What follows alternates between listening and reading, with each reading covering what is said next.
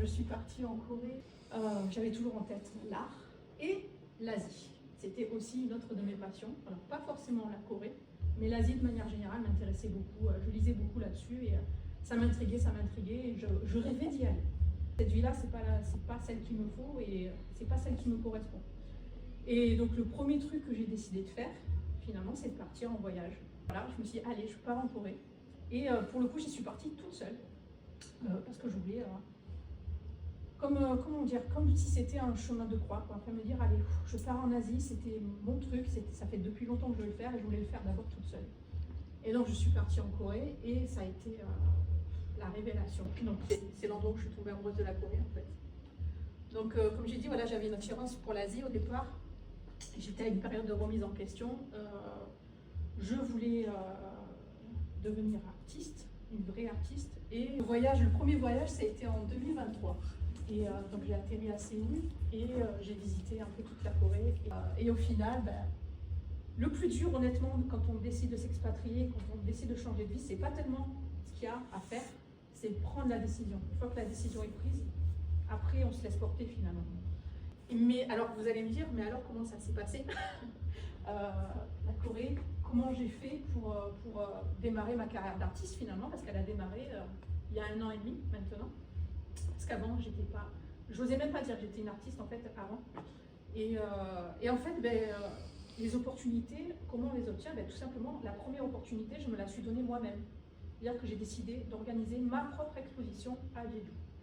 Et donc j'ai tout fait de A à Z. J'ai trouvé le lieu, j'ai organisé le thème de l'exposition, j'ai créé l'affiche, j'ai tout fait. Et en fait, le fait d'avoir organisé cette exposition, en fait, ça a déclenché plein de choses. En fait, du coup, il y a KBS qui a vu, tiens, une artiste française qui fait une expo à Jeju, c'est une première. J'étais la première en fait à faire ça.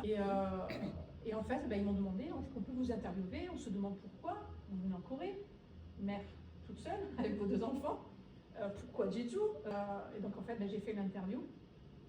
Et ils étaient très surpris, ils m'ont posé beaucoup de questions. Et cette interview, ça a été vraiment le commencement de l'effet boule de neige pour moi parce que j'ai obtenu plein de choses derrière. Alors comme Max, j'ai postulé pour le programme K-Influencer. Et vraiment, moi, je ne m'attendais vraiment pas à être prise parce que c'était surtout, ils visaient surtout les gens qui mettaient en valeur la K-pop, les K-drama, la K-food. Le côté culture artiste, je ne l'avais pas vu, honnêtement. Je me suis dit, il y a 0 chance que je sois prise. J'ai été très surprise, c'est que j'ai été prise et du coup j'étais super contente et j'ai vraiment axé en tout cas l'année de K-influenceur sur l'art, sur la culture, sur les expos que j'ai pu préparer en Corée. Et donc voilà, et donc cette interview de KBS aussi, elle m'a apporté autre chose. C'est que quand on est artiste, le plus dur c'est d'obtenir un sponsor. Et moi j'en voulais un, et en France, ça faisait longtemps que j'essayais d'en avoir un, parce que j'étais déjà quand même présente sur les réseaux sociaux, même si c'était que mon hobby. Obtenir un sponsor en France, c'était impossible. Obtenir rien qu'une exposition en France, pour moi, c'était impossible, parce que en France, quand on veut percer dans l'art, déjà, la première chose qu'on vous demande, c'est avez-vous fait les beaux-arts? Qui vous chapeaute un petit peu, il y a toujours quelqu'un qui vous chapeaute, il faut avoir du réseau, etc. Et donc, un sponsor, même pas en rêve. J'ai essayé, j'y étais pas arrivée. Là, l'interview de KBS, je m'étais dit, bon, je vais être interviewée en Corée, en tant qu'artiste française, et je m'étais dit, si on me demande, avez-vous déjà testé du matériel coréen? Non, jamais.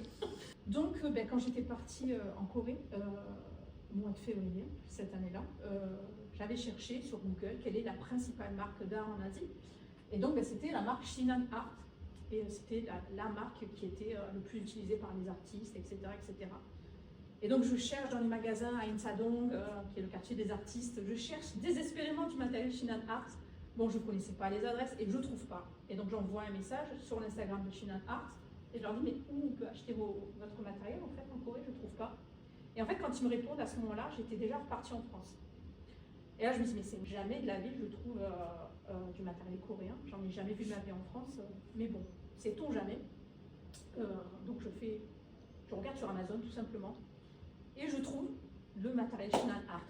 Et au final, pour qu'ils me proposent d'être leur ambassadeur. Et là, j'ai dit oui, bien sûr, pourquoi pas. J'étais très très contente. Et donc voilà, ça a été une des opportunités sur laquelle à la fois j'ai eu de la chance, mais à la fois je me dis, le fait d'avoir organisé l'Expo à Jeju, voilà, d'avoir fait un petit peu parler de moi, ça a aidé. Et suite à l'interview de KBS, encore une fois, j'ai une galeriste qui m'a contactée, donc à Séoul, et qui m'a proposé en fait de visiter sa galerie. Et j'ai dit, ok, je passe, etc. La galerie était géniale, j'ai beaucoup aimé. Et en fait, elle m'a proposé de faire ma première expo solo à Séoul pendant 15 jours. Le truc énorme pour un artiste qui débute. J'en revenais pas, et donc voilà. Et là, encore une fois, ça a déclenché d'autres choses. C'est-à-dire qu'on m'a proposé des expos collaboratives à Insadong et d'autres à Hongdae. Et la fameuse expo solo. L'expo solo que j'ai organisée à Séoul, donc c'était en novembre dernier. J'ai voulu en fait vraiment faire un croisement entre nos deux cultures, française et coréenne. Et pour ça, j'ai utilisé le thème des fables de La Fontaine. Alors parce qu'à la base, je suis un artiste qui fait de l'art animalier, figuratif. Et je voulais vraiment m'intéresser à quels symboles sont les animaux dans la culture coréenne, parce qu'on les voit beaucoup, comme tu disais. Il y a beaucoup de légendes attachées aux animaux, etc. Et donc j'avais voulu croiser les deux. Donc finalement, quelle image a l'animal dans la culture française à travers les fables de La Fontaine, et quelle image a l'animal dans la culture coréenne. Le truc qui m'a choqué dans la culture coréenne, c'est que la plupart, tous les animaux ont une image positive, contrairement à notre culture à nous, où par exemple le rat ou le chat peut être considéré comme malicieux, voilà, alors qu'en Corée, pas du tout. Tous les animaux ont vraiment une image positive. Et donc j'ai organisé ma première expo sur ça, du coup. Tout ça, en fait, ça m'a permis de me créer beaucoup de réseaux, parce qu'en fait, j'en avais pas en arrivant, je connaissais personne. Et j'ai pu rencontrer donc, des artistes, c'est la photo que je montre, des artistes coréens. Et un truc énorme est arrivé en fin d'année, c'est qu'en fait on m'a proposé d'exposer dans l'hôtel le plus luxueux de Séoul, à l'hôtel Shilla. Et alors là, j'étais vraiment sur un nuage, je me disais, mais c'est pas possible, tout ce qui m'arrive, c'est une dinguerie. Et vraiment, je vis un rêve éveillé. Et donc, du coup, voilà, j'ai pu exposer donc, à l'hôtel Shilla et c'était incroyable. À côté de ces opportunités, quand même, il faut parler du fait qu'être artiste en Corée, ça demande beaucoup de challenge, c'est très, très difficile. Déjà, il y a la barrière de la langue. Donc, je le parlais un petit peu, comme je disais, mais je ne le parlais pas couramment. Donc j'ai pu bien sûr beaucoup progresser au cours de cette dernière année. Et par contre, je suis bilingue en anglais, donc heureusement, ça m'a aidé. Mais il y a des coins en Corée où on ne parle pas anglais du tout, quoi, en fait. Donc si vous ne parlez pas coréen, c'est très compliqué. Le deuxième challenge, c'était arriver aussi sans réseau, sans connaître qui que ce soit dans le milieu de l'art. On verra ce que ça donne. Mais j'avais un peu peur de la vie en Corée, de comment j'allais être accueillie. Est-ce que mon art allait correspondre au goût des Coréens, quelle crédibilité j'avais, parce que pareil, en Corée, on vous le demande beaucoup moins, si vous êtes diplômé, etc. Mais quand même, on vous le demande. Et quand même, ça aide, quand vous êtes artiste, de dire je suis diplômé dans telle spécialité. Bref, il a fallu que je m'adapte à tout ça, que je comprenne un petit peu le marché de l'art en Corée, qui n'est pas du tout le même qu'en France. Déjà, il faut savoir que le marché de l'art en Corée, il ne marche pas super bien. C'est pas un des meilleurs marchés, c'est pas là où on vend beaucoup. Moi, j'ai du bol. Mon art, il parle coréen et j'ai réussi. La plupart de mes clients, c'est que des Coréens. Donc, voilà, je suis vraiment la chanceuse, encore une fois, où peut-être que du coup, mon amour pour la Corée se ressent et que voilà, ils sont toujours très très flattés de savoir que les artistes étrangers s'intéressent à leur art, à leur culture. Voilà. Ils sont toujours surpris quand je connaissais des légendes.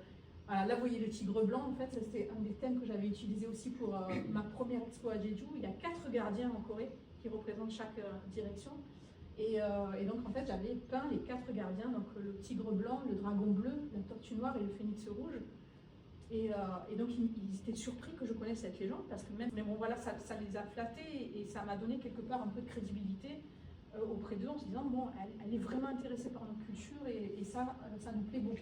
Après, ce que je voulais aborder, c'est les difficultés en tant qu'étrangère, pas seulement du coup en tant qu'artiste, mais en tant qu'étrangère et maman solo. Ce que je voulais dire en tant qu'étrangère et maman solo en Corée, c'est que les relations humaines, c'est très très compliqué à construire.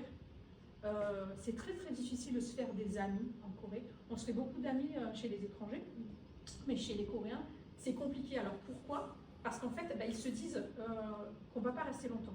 Dans leur tête, ils ne se disent pas qu'on va s'installer de manière durable. Ils se disent toujours que les étrangers sont là de passage et qu'ils vont repartir et que du coup, ça ne sert à rien de construire une relation avec eux, amicale ou n'importe laquelle, parce qu'en fait, ils vont partir, finalement, ils vont en souffrir parce que du coup, ils verront plus leurs amis, leurs petits amis ou je sais pas quoi. Mais du coup, c'est très très compliqué de construire des relations amicales, en tout cas pour moi, en Corée. J'en ai eu, mais vraiment au bout de plusieurs mois. Et en leur disant, bon, moi j'ai vraiment l'intention de rester durablement en Corée, donc voilà. Il y a autre chose qui est très compliqué en Corée, c'est le poids de l'apparence. Alors c'est pas que le poids de l'apparence physique, c'est le poids de l'apparence sociale. C'est leur manière de fonctionner aussi au niveau du travail que vous fournissez. En Corée, on attend de vous que vous soyez parfait. Mais vraiment, on attend de vous que vous soyez parfait physiquement, socialement et dans le travail rendu. C'est que ils ont beaucoup galéré, c'était un pays pauvre.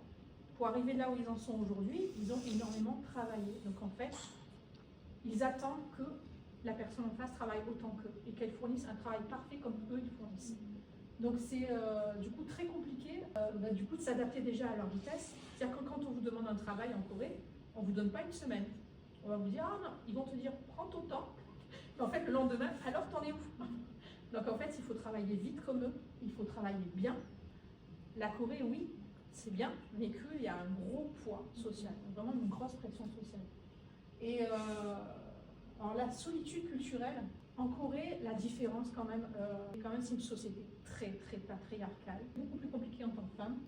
Et l'air de rien, ça peut provoquer un sentiment d'isolement quand même quand on est étrangère et qu'on ne connaît personne et qu'on n'a personne à qui en parler ou personne à qui on peut demander de l'aide.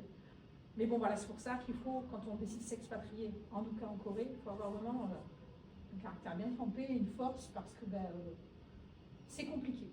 Et la chose la plus compliquée pour moi en Corée, ça a été quoi? De partir avec mes enfants, toute seule, donc maman solo. J'avais très très peur qu'ils ne s'adaptent pas. Mais au final, les enfants sont très très surprenants. Mais vraiment, rien qu'un truc, je me disais, ils ne vont pas aimer la nourriture, ils vont pas arriver à apprendre la langue, ils ne vont pas arriver à se faire des amis, ils ne vont pas arriver à s'adapter. Et au final, les enfants sont vraiment surprenants parce que moi, ils ont tout réussi à faire, à s'adapter très très vite. Alors, est-ce que j'ai eu de la chance ou est-ce que c'est le cas de tous les enfants? J'en sais rien. Mais ils adorent la nourriture coréenne, ils adorent la vie en Corée, ils se sont fait des amis, le contact est facile, tout le monde les adore. Partout où je vais, de toute façon, les Coréens sont adorables avec eux. Donc ça les surprend toujours de savoir qu'une maman solo est venue avec ses 2 enfants comme ça. L'aspect mère déclenche plus d'empathie que l'aspect artiste.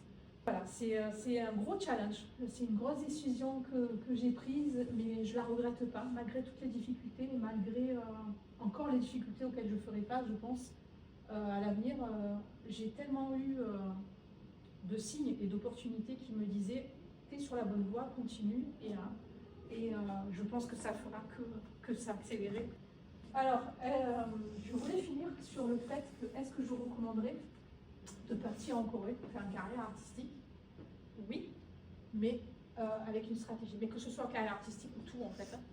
Avec une stratégie. Moi, la décision, je l'ai prise il y a 3 ans. Je ne l'ai pas prise l'année dernière. Ça a été un long cheminement. Je me suis beaucoup renseignée sur la culture. J'ai fait 8 voyages en Corée avant de décider d'y déménager. Donc, il faut vraiment préparer ça. C'est pas du jour au lendemain. Si la stratégie est établie, oui, moi je pense que, en tout cas, il y a plus d'opportunités en tant que Français. Là-bas, ils adorent les Français, ils adorent vraiment les Français, ils adorent la culture française. Et du moment que vous arrivez en disant je suis française, déjà vous allez gagner 50% de leur cœur. Et donc du coup, ça déclenche, oui, des opportunités que j'aurais mis des années à avoir en France, ou peut-être que j'aurais jamais eu en France.